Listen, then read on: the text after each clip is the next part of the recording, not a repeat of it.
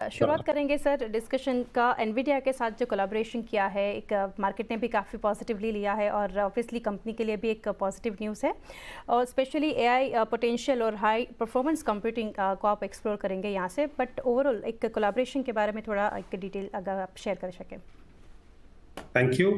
So basically क्या है कि आपको पता है कि आजकल बेसिकली एआई का प्रेडोमिनेंस बहुत ज़्यादा बढ़ रहा है। और अगर देखें तो मार्केट के अंदर एडाप्टिव कंप्यूटिंग एआई के अंदर भी जो है बहुत ज़्यादा बेसिकली यूज़ हो रही है। नए नए पूरी दुनिया पूरी चेंज हो रही है। तो बेसिकली जैसे कि आपको पता है चैट जीपीटी चाहे इस तरह की जो भी एप्लीकेशंस हैं, तो एआई का मैसिव यूजेस है। तो बेसिकली हम लोगों ने एनवीडिया के साथ जो टाई अप हुआ है ये मैन्युफैक्चरिंग के लिए, उन लोग उनके रेफरेंस आर्किटेक्चर पे हम लोग मैन्युफैक्चर करेंगे। ग्रेस और ग्रेस होपर के दोनों जो जो सुपर चिप हैं उन दोनों पे सर्वर्स बनेंगे। इंडिया में अभी तक ये सर्वर्स बनते नहीं है, नेट पे पहली कंपनी होगी जो इसके ऊपर सर्वर्स बनाएंगी। तो पहले क्या था कि जो कंप्यूटिंग होती थी वो जनरल x86 आर्किटेक्चर पे होती थी। लेकिन एनवीडिया पाथ ब्रेकिंग टेक्नोलॉजी लेके आया है जिसके अंदर की प्राइमरली उसको यूज करते हुए एआई के जो भी मॉडल्स हैं, चाहे एआई के जो भी एप्लीकेशंस हैं, बहुत अच्छे से स्केल अप करेंगे। तो उसके ऊपर ये बेसिकली बहुत ज़्यादा उसको स्केल अप करेगा और उसके लिए काफ़ी हेल्पफुल रहेगा। इसलिए वो काफ़ी इंपॉर्टेंट है।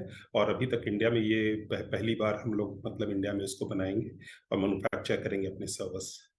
जी डेफिनेटली सर, काफ़ी इंपॉर्टेंट है। आपने जैसे कि बताइए पार्टनरशिप, तो रेवेन्यू पोटेंशियल जो है वो किससे कैसे आप देख रहे हो और कहाँ से सपोर्ट आपको मिलेगा? देखिए मैम, ऐसा है कि अगर देखेंगे एआई के अंदर, जैसे कि अभी जॉनसन आए थे सितंबर फर्स्ट वीक में, एनवीडिया के जो सीईओ हैं, तो उन्होंने मोदी जी से भी मिले थे और बेसिकली बाकी जो लार्ज कारपोरेट्स हैं सबके साथ मिले थे। तो एक तो गवर्नमेंट का बहुत मैसिव कंप्यूटिंग का प्लान है जो कि वो लोग अपना इंफ्रास्ट्रक्चर सेटअप करना चाहते हैं स्टार्टअप्स के लिए। तो बेसिकली उसके अंदर भी बहुत मैसिव कंप्यूट का प्लान है उनका, उसके ऊपर एआई का सुपर कंप्यूटर बनाने का। दूसरा क्या है, जितने भी आप बड़े जो लार्ज कारपोरेट्स हैं, इंडियन कंपनीज हैं, सारे के सारे अपने डेटा सेंटर्स के अंदर एआई के अंदर इंफ्रास्ट्रक्चर बिल्ड कर रहे हैं। आप किसी का भी नाम ले लीजिए, सारे जितने बड़े लोग हैं सारे लोग करना चाह रहे हैं। तो बेसिकली एआई की इसके अंदर डिमांड बहुत मैसिव है और ह्यूज है एक्चुअली। जो कि इसको मतलब जितना भी हम मैन्युफैक्चर करेंगे we will be able to sell it instantly. लेकिन ये क्या है कि अभी हम डिजाइन कर रहे हैं इसके ऊपर अपने सर्वर्स। जैसे आपको पता है नेटवेब अपने सर्वर्स पूरे डिजाइन करता है, मैन्युफैक्चर करता है, फिर सेल करता है। तो बेसिकली अभी ये हमारा डिजाइन का काम ऑलरेडी चालू है। और हमारे को एक्सपेक्टेशन है कि हमारा जो सर्वर है इस पर्टिकुलर रिस्क का भी इस आर्किटेक्चर पे एनवीडिया ग्रेस के साथ में ये करीब जून 24 के अंदर जो है रिलीज हो जाना चाहिए। तो हम लोग को लग रहा है कि बेसिकली इससे मार्केट डिमांड को हम कैटर करने की कोशिश करेंगे। और अगर आप ओवरऑल देखें तो हमारे रेवेन्यू का करेंटली अभी 7% पार्ट है एआई का, क्योंकि हम लोग एचपीसी के अंदर और क्लाउड के अंदर 35% का रेवेन्यू का पोर्शन है, जो कि मार्केट अपने आप में ग्रो कर रही है। लेकिन एआई भी बहुत जोर से ग्रो करेगा। तो हमें लगता है हमारे शेयर के अंदर बेसिकली 5 से 7% और एआई का टोटल जो शेयर है वो बढ़ जाएगा। मतलब 7% से बढ़ करके 12% के लगभग चला जाएगा। तो बेसिकली इनिशियली बिकॉज प्रोडक्शन धीरे धीरे करके रैंप अप करेगा। लेकिन हमें जरा सा भी कोई हिचक नहीं है कि हम जो भी बनाएंगे उसको मतलब इमीडिएटली मार्केट उसके लिए डिमांड रेडी है उसको पिकअप करने के। जी डेफिनेटली। अब साथ ही sir, apart from collaboration with Nvidia, एक पॉजिटिव और एक न्यूज़ कंपनी के लिए जो गवर्नमेंट की तरफ से पीएलआई स्कीम आई है उसमें आपकी कंपनी भी शामिल है, तो कितनी अहम है ये अपॉर्चुनिटी आपके लिए और नेक्स्ट स्टेप क्या रहेगा? देखिए ऐसा है कि पीएलआई, एक तो पहले ही जो एनवीडिया के सर्वर्स बनेंगे ये सारे पीएलआई में कवर्ड हैं। तो इसका बेनिफिट हमारे को पीएलआई पे मिलेगा। लेकिन एक बात आपको बताता हूँ, नेटवेब के लिए पीएलआई ज्यादा स्पेशल है, पीएलआई 2.0। बिकॉज नेटवेब पीएलआई 1.0 पे भी बहुत अच्छा परफॉर्म करी थी और अपने टारगेट्स को डबल करी थी। तो हमारे को रेड कारपेट मिला है पीएलआई 2.0 पे। हमारा बेस ईयर चेंज नहीं हुआ। हमारा बेस ईयर 2019 का जो बेस ईयर है वही हमारा बेस ईयर रहा। उसके ऊपर जो भी इंक्रीमेंटल सेल होगा उसके ऊपर मिलेगा।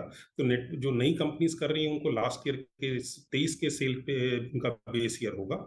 हमारे लिए 2019-20 का जो सेल था वही बेस ईयर रहेगा। तो नेटवेब के लिए ज्यादा बेनिफिशियल है पीएलआई, जिससे कि हमारा जो भी हमारा ग्रोथ मोमेंटम है वो सारा का सारा जो है सो पीएलआई में कवर होगा। पीएलआई 2.0 की विशेषताएं ये हैं कि पीएलआई 2.0 पे एक तो परसेंटेज जो है वो इंक्रीज हो गया।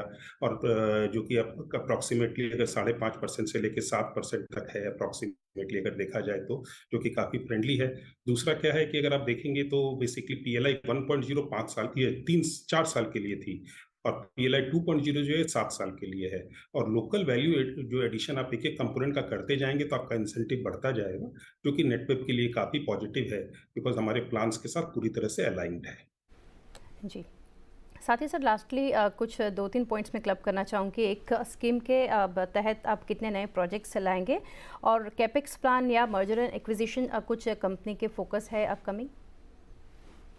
कि केपेक्स का तो क्या था कि हमने अपना, आपको पता है 3-4 महीने पहले आईपीओ किया था, तो हम लोगों ने बताया था कि हम केपेक्स 2025 में करेंगे अप्रॉक्सीमेटली 35 से 40 करोड़ का।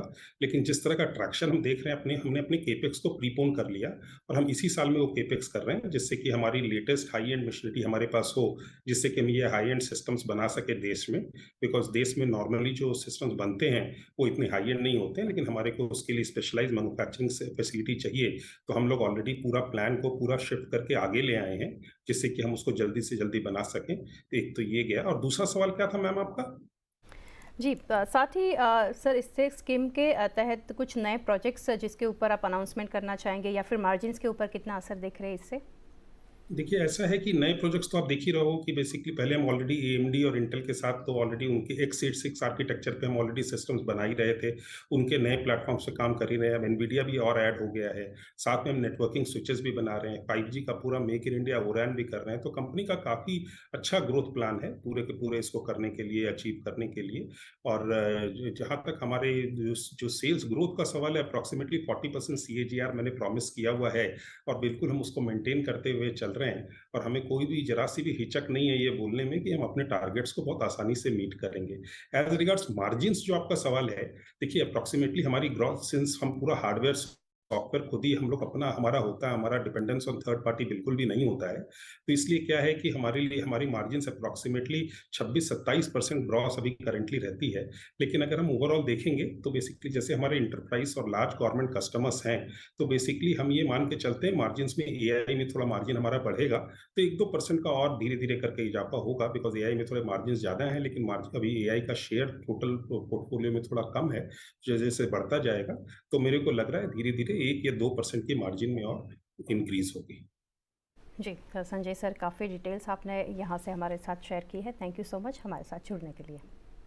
Thank you. तो नेटवर्क